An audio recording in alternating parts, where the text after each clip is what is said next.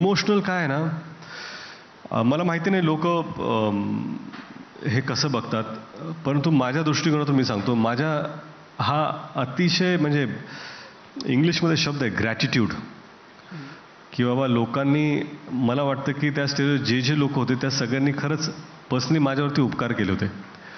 माझं स्वप्न साकारण्यात त्यांनी ती मदत केली होती. मी भारावून गेलो की बाबा जे स्वप्न 10 वर्ष आपण पाहतोय ते आता पूर्तीला येतं आहे. आणि ज्या ज्या लोकांनी म्हणजे आउट ऑफ द वे जाऊन मदत केली किंवा माझ्याबरोबर उभे राहिले, त्यांना आपण विसरू शकत नाही.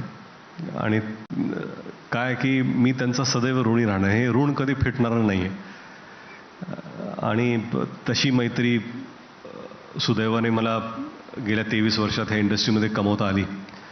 आणि फक्त हिंदी नाही, मी नेहमी म्हणतो जितेंद्र जोशीसुद्धा, अनफॉर्च्युनेटली माझा सेट, मोठा सेट होता, तो लागला होता, तो दुसऱ्या दिवशी मला पाडायचा होता. आणि एक ॲक्टर होते, अनफॉर्च्युनेटली ते झालं नाही पुढे त्यांच्याबरोबर काही डेट्समुळे. आणि मी अडकलो होतो की माझ्याकडे दुसरा ॲक्टर नव्हते. तर काय करायचं, मी जितेंद्र जोशीला फोन लावला. मी म्हणलं, जितू एक अडचण आहे, मला तुमची मदत लागणार. तर म्हणजे काय पाहिजे भाऊ? मी म्हणलं, भाऊ माझं शूट आहे, एक कॅरेक्टर आहे, मी तुमच्याकडे आलो नाही पहिलं, पण आता मी तुमच्याकडे येतो कारण मला गरज आहे. मला माहीत नाही तुम्ही फ्री आहात का नाही आहात, तर तुम्ही प्लीज बघा कधी आहे शूट. आणि हे संध्याकाळी 5-6ची गोष्ट आहे, मग उद्या सकाळी 6 वाजता.